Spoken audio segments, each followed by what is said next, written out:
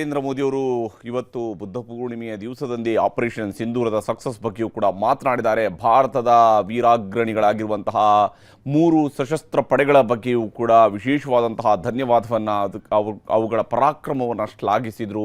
Operation ಸಿಂಧೂರದ ಸಕ್ಸಸ್ಸನ್ನು ಅವರು ಈ ದೇಶದ ಪ್ರತಿಯೊಬ್ಬ ತಾಯಂದಿರಿಗೆ, ಪ್ರತಿಯೊಬ್ಬ ಅಕ್ಕ ತಂಗಿಯರಿಗೆ, ಪ್ರತಿಯೊಂದು ಹೆಣ್ಣು ಮಗುವಿಗೂ ಕೂಡ ಅದನ್ನು ಅರ್ಪಿಸಿದ್ದಾರೆ. ಆ ಮೂಲಕವಾಗಿ ಈ ಆಪರೇಷನ್ ಸಿಂಧೂರದ ಮೂಲಕವಾಗಿ ಯಾವ ಹೆಣ್ಣು ಮಕ್ಕಳ ಸಿಂಧೂರವನ್ನು ಅಳಿಸುವಂತಹ ರೀತಿಯಲ್ಲಿ ಅವರು ಉಗ್ರರು ತಮ್ಮ ಕೃತ್ಯವನ್ನು ಎಸಗಿದ್ರು, ಅಂತಹ ಉಗ್ರರಿಗೆ ನಾವು ಪೆಟ್ಟು ಕೊಡೋದರಲ್ಲಿ ಯಶಸ್ವಿಯಾಗಿದ್ದೀವಿ ಅನ್ನೋದನ್ನು ಕೂಡ ಪ್ರಧಾನಿ ಮೋದಿಯವರು ಹೇಳಿದ್ದಾರೆ. ಮತ್ತು ವಿಶೇಷವಾಗಿ ಭಾರತ ಮತ್ತು ಪಾಕಿಸ್ತಾನದ ನಡುವೆ ಎಂದಾದರೂ ಮಾತುಕತೆ ಆದರೆ ಇದು ವಿರಾಮ ಅಂತ್ಯ ಅಲ್ಲ ಅನ್ನುವಂಥದ್ದನ್ನು ಕೂಡ ಹೇಳಿದ್ದಾರೆ.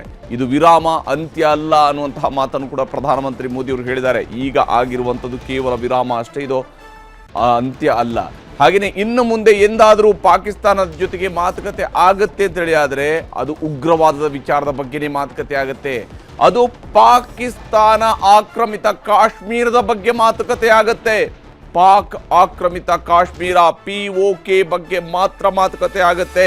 ಪಾಕಿಸ್ತಾನದ ಜೊತೆಗೆ ಮಾತುಕತೆ ಆಗೋದಿದ್ರೆ ಅದು ಟೆರರಿಸಂ ವಿಚಾರದಲ್ಲಿ ಮಾತುಕತೆ ಆಗತ್ತೆ. ಪಾಕಿಸ್ತಾನದ ಜೊತೆ ಮಾತುಕತೆ ಆಗೋದಿದ್ರೆ ಅದು POK ವಿಚಾರದಲ್ಲಿ ಮಾತ್ರ ಮಾತುಕತೆ ಆಗತ್ತೆ ಅನ್ನುವಂತಹ ಮಾತನ್ನು ಹೇಳಿದ್ದಾರೆ. ಉಗ್ರವಾದ ಮತ್ತು ಮಾತುಕತೆ ಜೊತೆಯಲ್ಲಿ ನಡೆಯೋದಕ್ಕೆ ಸಾಧ್ಯ ಇಲ್ಲ. ಅಷ್ಟೇ ಅಲ್ಲ, ಇನ್ನೊಂದು ಮಾತನ್ನು ಹೇಳಿದ್ದಾರೆ, ನೀರು ಮತ್ತು ರಕ್ತ ಜೊತೆಯಲ್ಲೇ ಹರಿಯೋದಕ್ಕೆ ಸಾಧ್ಯ ಇಲ್ಲ ಅನ್ನುವಂತಹ ಮಾತನ್ನು ಕೂಡ ಹೇಳಿದ್ದಾರೆ. ನೀರು ಮತ್ತು ರಕ್ತ ಜೊತೆಯಲ್ಲೇ ಹರಿಯೋದಕ್ಕೆ ಸಾಧ್ಯ ಇಲ್ಲ ಅಂದ್ರೆ ಪಾಕಿಸ್ತಾನದ ವಿಚಾರದಲ್ಲಿ ಸಿಂಧೂ ಜಲ ಒಪ್ಪಂದವನ್ನ ತಾತ್ಕಾಲಿಕವಾಗಿ ಏನು ತಡೆ ಹಿಡಿಯಲಾಗಿತ್ತು, ಅದನ್ನು ಅಮಾನತಿನಲ್ಲಿಡುವಂತಹ ತೀರ್ಮಾನವನ್ನ ಭಾರತ ಕೈಗೊಂಡಿತ್ತು. ಆ ತೀರ್ಮಾನ ಮುಂದುವರಿಯುತ್ತೆ. ಸೇನೆಗೆ ನನ್ನ ಅನಂತ ನಮನಗಳು ಅನ್ನುವಂತಹ ಮಾತನ್ನು ಕೂಡ ಪ್ರಧಾನಮಂತ್ರಿ ನರೇಂದ್ರ ಮೋದಿ ಅವರು ಹೇಳಿದ್ದಾರೆ. ಆಪರೇಷನ್ ಸಿಂಧೂರ್ ಯಶಸ್ವಿಯಾಗಿದೆ. ಇಡೀ ವಿಶ್ವಕ್ಕೆ ಭಾರತದ ಶಕ್ತಿಯ ಪ್ರದರ್ಶನ ಆಗಿದೆ. ಆತ್ಮನಿರ್ಭರ ಸೇನಾ ಸಾಮರ್ಥ್ಯದ ಅನಾವರಣವನ್ನು ಮಾಡಿದ್ದೀವಿ ಅನ್ನುವಂತಹ ಮಾತನ್ನು ಕೂಡ ಹೇಳಿದ್ದಾರೆ. ಸೇನೆಗೆ ನನ್ನ ಅನಂತ ನಮನಗಳು ಅನ್ನುವಂತಹ ಮಾತನ್ನು ಕೂಡ ಹೇಳಿದ್ದಾರೆ. ಹಾಗೆಯೇ ಇಡೀ ವಿಶ್ವ ಸಮುದಾಯಕ್ಕೆ ಅವರೊಂದು ಮಾತನ್ನು ಹೇಳಿದ್ದಾರೆ. ವಿಶ್ವ ಸಮುದಾಯಕ್ಕೂ ಕೂಡ ಕಿವಿಗೊಟ್ಟು ಕೇಳುವಂತೆ ಅವರು ಹೇಳಿದ್ದಾರೆ. ಉಗ್ರವಾದದ ವಿರುದ್ಧದ ಭಾರತದ ನಿಲುವಿನಲ್ಲಿ ಬದಲಾವಣೆ ಆಗುವುದಿಲ್ಲ. ಪಾಕಿಸ್ತಾನ ಉಗ್ರರನ್ನ ಪೋಷಣೆ ಮಾಡುವಂತಹ ರಾಷ್ಟ್ರ ಅನ್ನುವಂತಹ ವಿಚಾರದಲ್ಲೂ ಕೂಡ ಪ್ರಧಾನಮಂತ್ರಿಯವರು ನೇರವಾದಂತಹ ಮಾತುಗಳನ್ನು ಆಡಿದ್ದಾರೆ. ಭಾರತದ 3 ಸೇನಾಪಡೆಗಳಿಗೂ ಕೂಡ ಅನಂತ ನಮನಗಳನ್ನು ಸಲ್ಲಿಸಿದರು. ಇಡೀ ವಿಶ್ವಕ್ಕೆ ಭಾರತದ ಶಕ್ತಿಯನ್ನು ತೋರಿಸ್ಕೊಟ್ಟಿದ್ದೀವಿ, ಆತ್ಮನಿರ್ಭರತೆಯನ್ನು ತೋರಿಸಿದ್ದೀವಿ. ಹಾಗೆಯೇ ಭಾರತದಲ್ಲಿ ಮೇಡ್ ಇನ್ ಇಂಡಿಯಾ ಈ ಯುದ್ಧ ಕೌಶಲವನ್ನು ನಾವು ತೋರಿಸಿದ್ದೀವಿ. ಹಾಗೆಯೇ ಭಾರತ ಪಾಕಿಸ್ತಾನದ ಒಳಗಡೆ ನುಗ್ಗಿ ಹೊಡೆಯುವಂತಹ ಕೆಲಸವನ್ನು ಕೂಡ ಮಾಡೋದರಲ್ಲಿ ಯಶಸ್ವಿಯಾಗಿದೆ. ಆತ್ಮನಿರ್ಭರ ಸೇನಾ ಸಾಮರ್ಥ್ಯದ ಅನಾವರಣಗೊಂಡಿದೆ. ಪಾಕಿಸ್ತಾನದ ದುಸ್ಸಾಹಸಕ್ಕೆ ತಕ್ಕ ಉತ್ತರವನ್ನು ಭಾರತ ಕೊಡೋದರಲ್ಲಿ ಯಶಸ್ವಿಯಾಗಿದೆ ಅನ್ನುವಂತಹ ಮಾತನ್ನು ಕೂಡ ಪ್ರಧಾನಮಂತ್ರಿ ನರೇಂದ್ರ ಮೋದಿಯವರು ಹೆಮ್ಮೆಯಿಂದ ಹೇಳಿಕೊಂಡರು. ಆಪರೇಷನ್ ಸಿಂಧೂರು ಒಂದು ಅಮೋಘ ಸಾಹಸ ಅನ್ನೋದನ್ನು ಕೂಡ ಅವರು ಒತ್ತಿ ಹೇಳಿದರು. ಭಾರತೀಯರ ಸಿಂಧೂರಕ್ಕೆ ಕೈ ಹಾಕಿದವರಿಗೆ ತಕ್ಕ ಪಾಠವನ್ನು ಕಲಿಸಲಾಗಿದೆ. ಮತ್ತು ನನಗೆ ವೈಯಕ್ತಿಕವಾಗಿಯೂ ಕೂಡ ಪಹಲ್ಗಾಮ್ನಲ್ಲಿ ಆದಂತಹ ದಾಳಿ, ಉಗ್ರ ದಾಳಿ, ಅದು ನನಗೆ ವೈಯಕ್ತಿಕವಾಗಿಯೂ ಕೂಡ ನನಗೆ ಬಹಳ ರೋಷವನ್ನು ಹುಟ್ಟು ಹಾಕಿತ್ತು. ಇದರ ವಿರುದ್ಧ ಕ್ರಮವನ್ನು ಕೈಗೊಳ್ಳಬೇಕು ಅನ್ನುವಂತಹ ತೀರ್ಮಾನಕ್ಕೆ ಭಾರತ ಬಂತು. ಭಾರತ ಇಂಥದ್ದೊಂದು ಕಠಿಣ ತೀರ್ಮಾನಕ್ಕೆ ಹೇಗೆ ಬರಬಹುದು ಅಂತೇಳಿ ಪಾಕಿಸ್ತಾನಕ್ಕೆ ಅಚ್ಚರಿಯಾಗಿತ್ತು. ಆದರೆ ಭಾರತ ಇಂತಹ ವಿಚಾರಗಳಲ್ಲಿ ಒಗ್ಗೂಡಿರುತ್ತೆ, ಒಮ್ಮತ ಇರುತ್ತೆ. ಒಗ್ಗೂಡಿದ ದೇಶದಲ್ಲಿ ಒಮ್ಮತದ ನಿರ್ಧಾರವನ್ನು ತೆಗೆದುಕೊಳ್ಳುವಂಥದ್ದು ಸುಲಭ ಆಗುತ್ತೆ. ಅದರ ಪ್ರಕಾರವಾಗಿಯೇ ಪಾಕಿಸ್ತಾನದ ಒಳಗೆ ನುಗ್ಗಿ ಹೊಡೆಯುವಂತಹ ಕೆಲಸವನ್ನು ಭಾರತ ಮಾಡಿದೆ.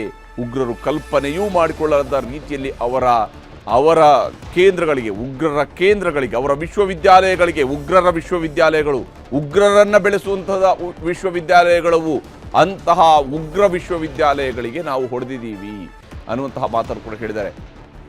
ಒಂದು ವೇಳೆ ಇನ್ನು ಮುಂದಕ್ಕೆ ಪಾಕಿಸ್ತಾನ ಜೊತೆಗೆ ಮಾತುಕತೆಯಂತಹ ಸಂದರ್ಭ ಬಂತು ಅಂತ ಹೇಳಿದರೆ ಅಲ್ಲಿ ನಡೆಯುವಂಥದ್ದು ಉಗ್ರವಾದದ ವಿಚಾರದಲ್ಲಿ ಮಾತುಕತೆ, ಅದು ಪಾಕ್ ಆಕ್ರಮಿತ ಕಾಶ್ಮೀರದ ಬಗ್ಗೆ ಮಾತುಕತೆ. ಅಂದರೆ ನಾವು ಪಾಕ್ ಆಕ್ರಮಿತ ಕಾಶ್ಮೀರವನ್ನು ಭಾರತಕ್ಕೆ ಪಡೆಯೋದ್ರ ಬಗ್ಗೆ ಮಾತ್ರ ಮಾತುಕತೆಯನ್ನು ಮಾಡ್ತೀವಿ ಹೊರತು ಬೇರಿನ್ಯಾವ ವಿಷಯದಲ್ಲೂ ಕೂಡ ಪಾಕಿಸ್ತಾನ ಜೊತೆಗೆ ಮಾತುಕತೆಯ ಪ್ರಶ್ನೆ ಉದ್ಭವ ಆಗೋದಿಲ್ಲ ಅನ್ನುವಂತಹ ಮಾತುಗಳನ್ನು ಕೂಡ ಪ್ರಧಾನಮಂತ್ರಿ ನರೇಂದ್ರ ಮೋದಿ ಅವರು ಹೇಳಿದ್ದಾರೆ.